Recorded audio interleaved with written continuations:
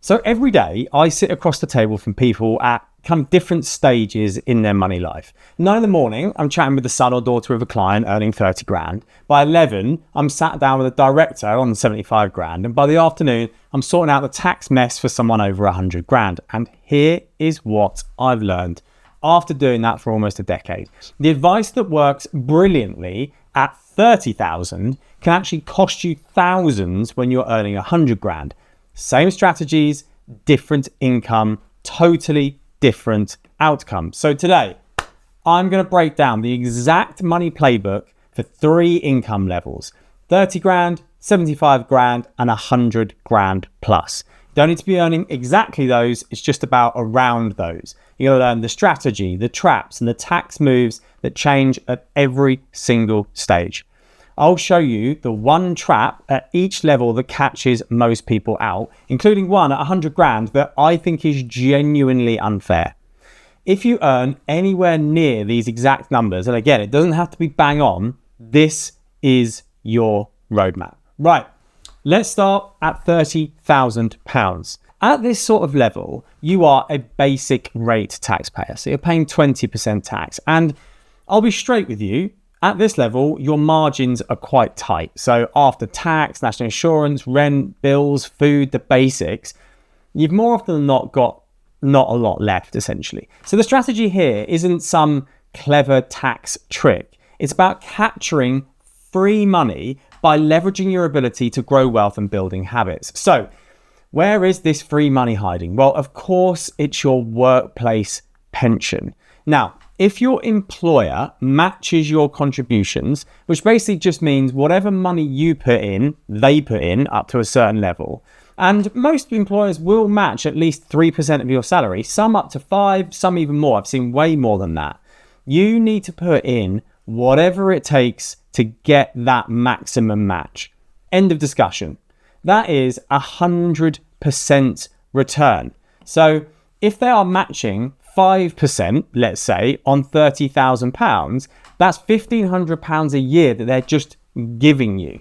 Over a 20-year career with investment growth, that alone could be worth over £60,000 of your pension fund completely free. I had this client who was like 25, 26, I think, and he was earning probably low 30s, something like that. And he goes, I've opted out of my pension because I need the sort of cash now to live. And I get that. And I'm like, mate, your employer was going to put 5% free of your salary into your pension. So I get it, but that's over 100 quid a month that you just thrown in the bin. And his like face dropped completely. And I think pretty much he auto-enrolled the next day, essentially. Now, not doing this is basically just a voluntary pay cut. And look, he wasn't alone. 1 out of 10 eligible workers still opt out of their workplace pension. Millions of people just walk right past it. I get it. I understand that there's a trade-off between what you need in the future and what you need today. But do not be one of the people who turns down essentially a free pay rise. Now, if you're under 40 and saving for your first home under £450,000, I know that's quite a convoluted set of rules there, the lifetime ISA in this space is also your best friend. You put in £4,000 a year and the government will add in £1,000. So 25% bonus. But just remember, if you pull money out for anything other than your first home or for retirement, you get a 25% penalty that costs you more than the bonus that you actually got.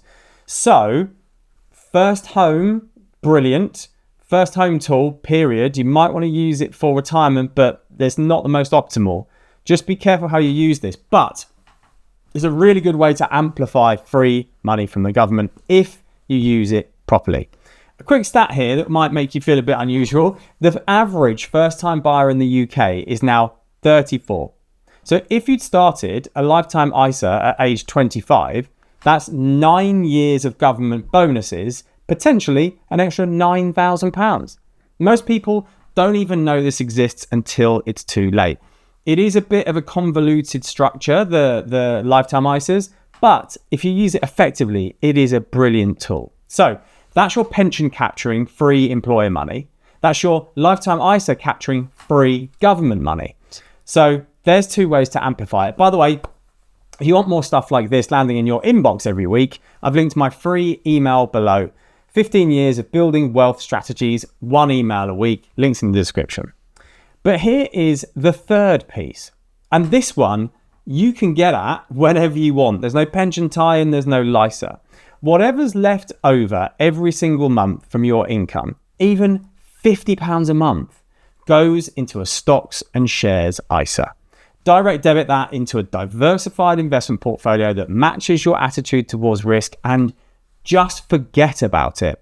Markets up, you buy. Markets down, you buy. Over time, everything will kind of smooth out. Now, before you sit there and say, well, 50 quid a month is nothing. Well, okay, yes. But if you'd have done that from age 25, you would be sitting on roughly £40,000 by age 45, just from 50 quid a month.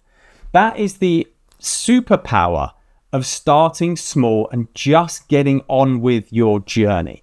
Now, here's the trap that gets most people stuck for years at this level. It's something that annoys me no end.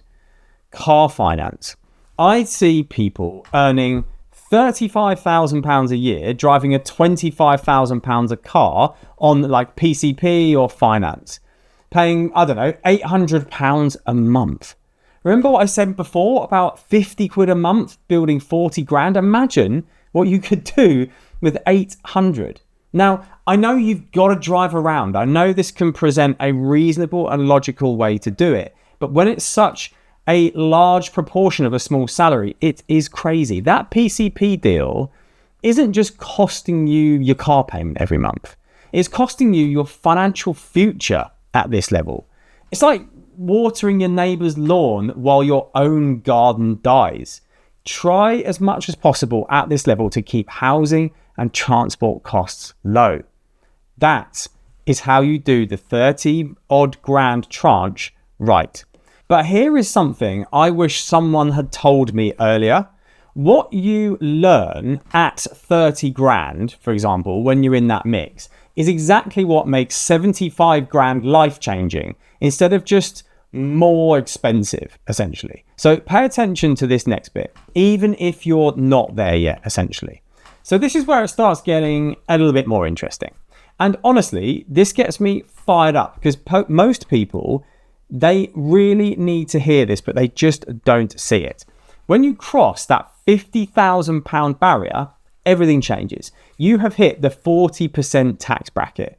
You might be losing things like your child benefit allowance, which tapers off between 60 and 80,000. But at that 75,000 level, you've got real money to work with. The question is, are you going to hand a huge chunk to HMRC, or are you going to be smart about it?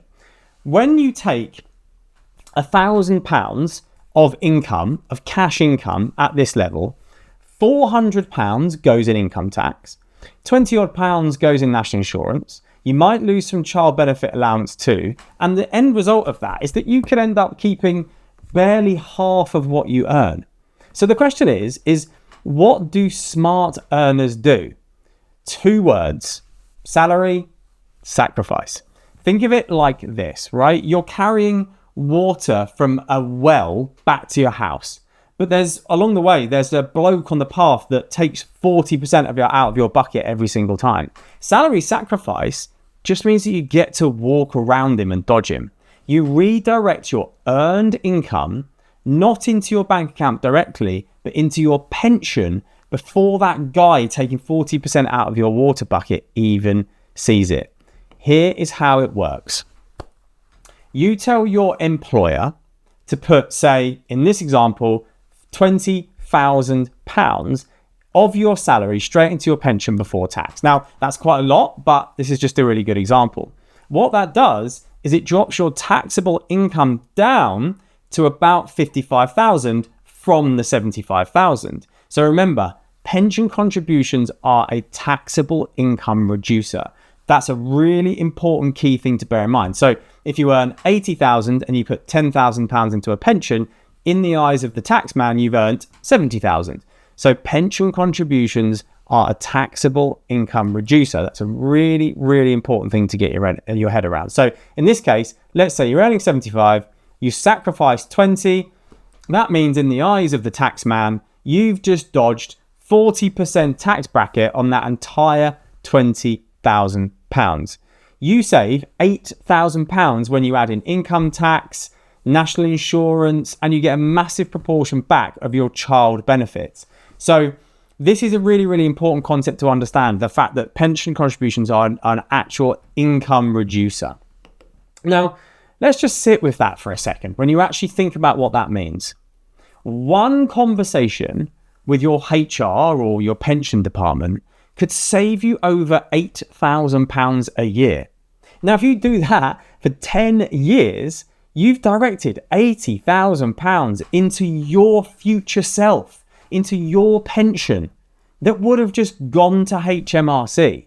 Look, I'm all for paying taxes when they're due, but for me, this is a fundamental game-changing thing that you need to get your head around. So if you are on this kind of money and you haven't done this sort of thing yet, drop me a comment below and I'll tell you exactly what to do and say to your HR department to make sure that you're getting the most of it. Now, in this case, you are buying £20,000 worth of essentially investment into your pension, but it's only costing you £11,500 out of your pocket. So again, if you didn't sacrifice a bit of that salary, that's what that would work out to into your pocket.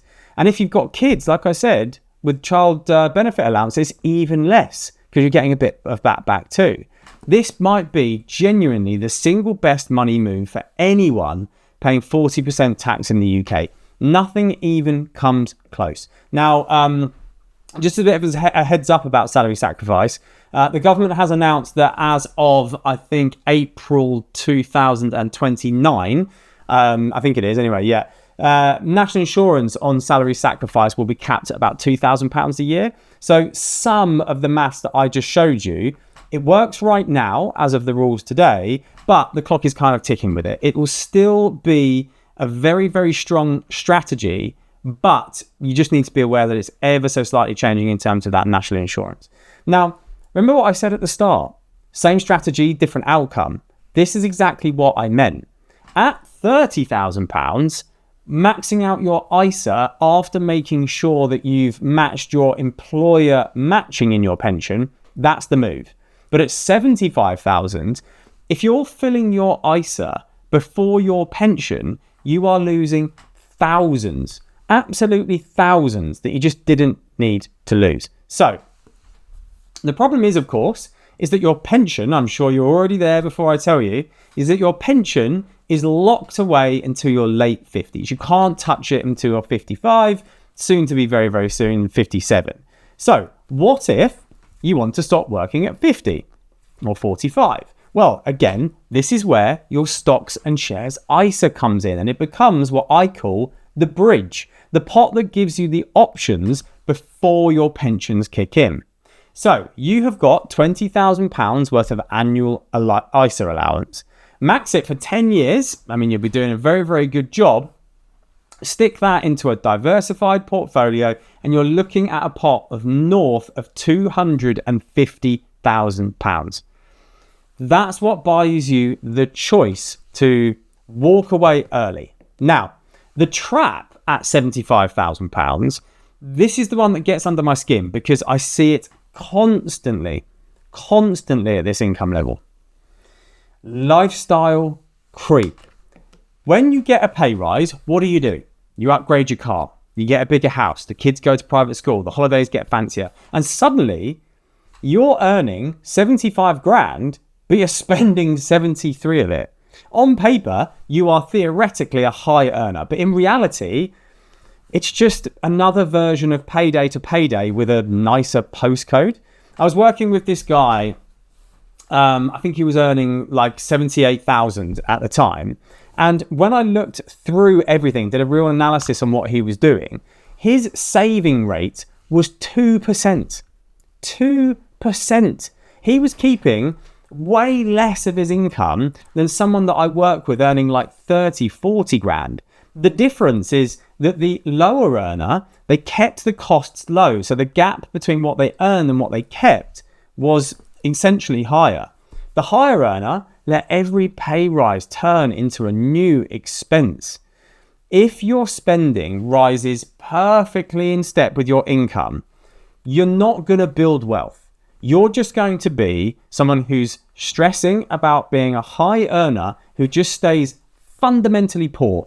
Do not let that be you. Now, if you think that lifestyle creep is bad, wait until you see what the tax system does to people who earn over 100 grand. Now, the first time I learned about this, the next bit, when I first was doing the job all those years ago, it made me genuinely angry when I learned about all this sort of stuff. So, let me give you a number. 100,000. Let's say that you earn £110,000 and you take that top £10,000 as income into your bank account. This is exactly what we were talking about earlier. HMRC takes £6,200 of it. You keep £3,800 out of that 10,000. Okay, that is a 62% effective rate. And let me tell you why. Because this is where the system, in my view, gets genuinely unfair and penalises higher earners. When you earn over £100,000, the government starts taking back what's called your personal allowance. Your personal allowance is the 12.5 grand, roughly, that you can earn tax-free.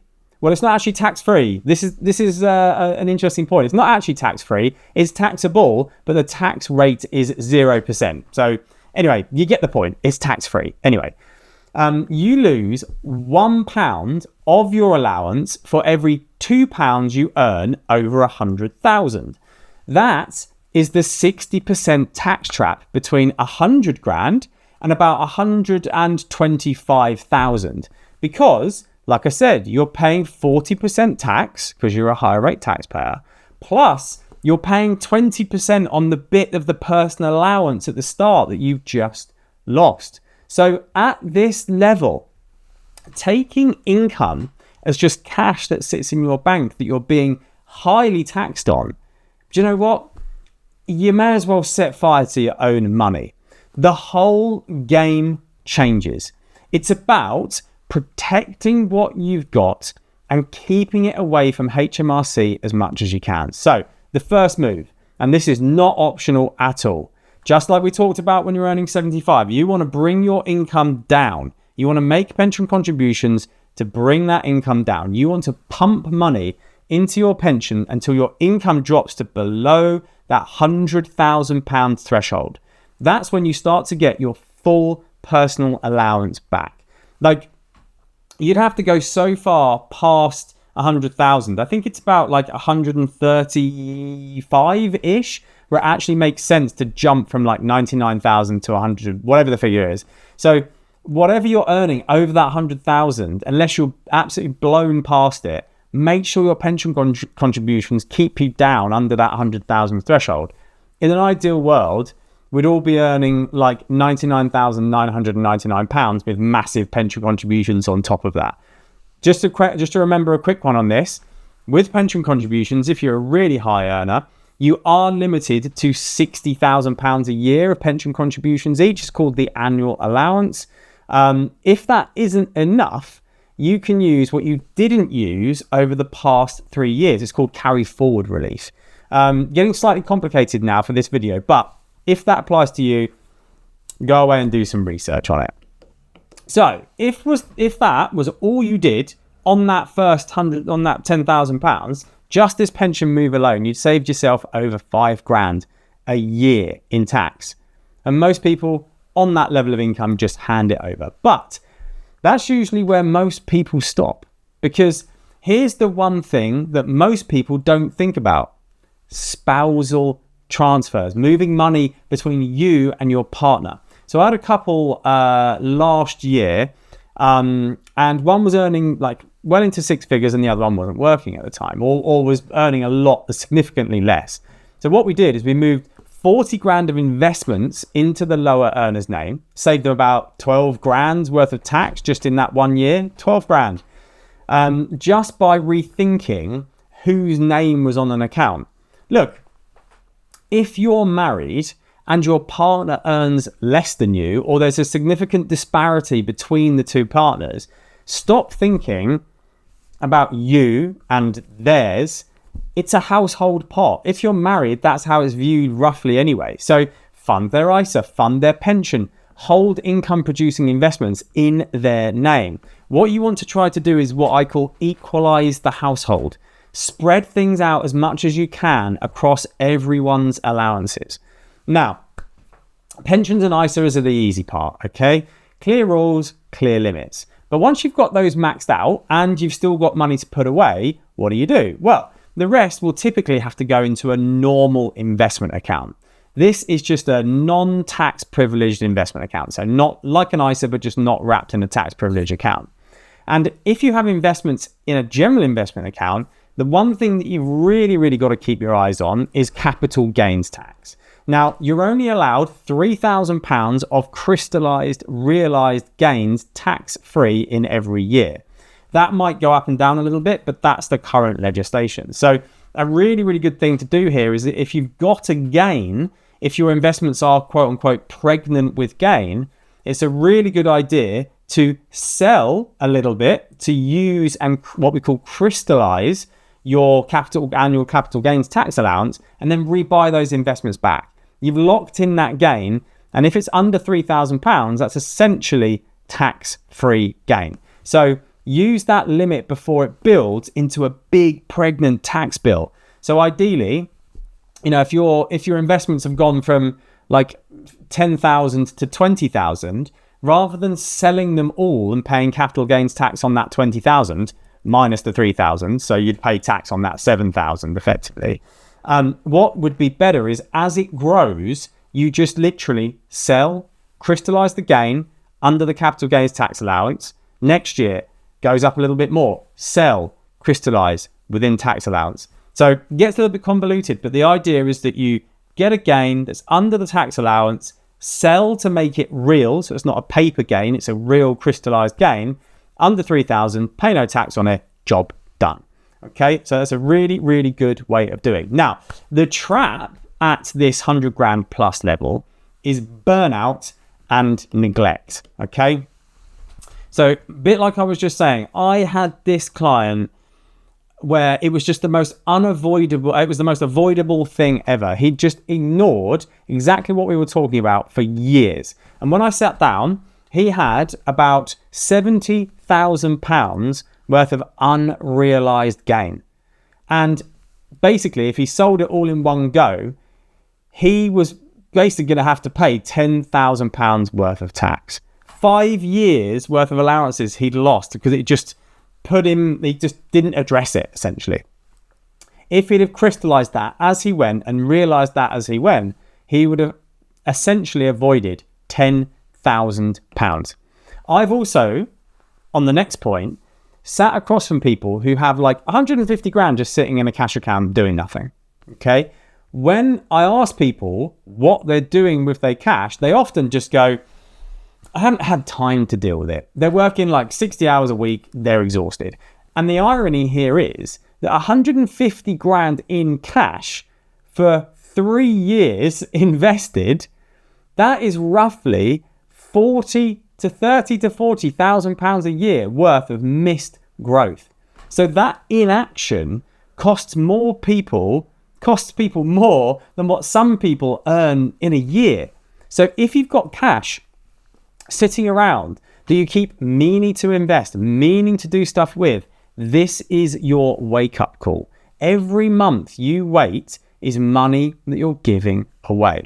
Also, bringer of all things fun, at this level, inheritance tax might start looming if you've really started to turn your income, your high income, into serious wealth.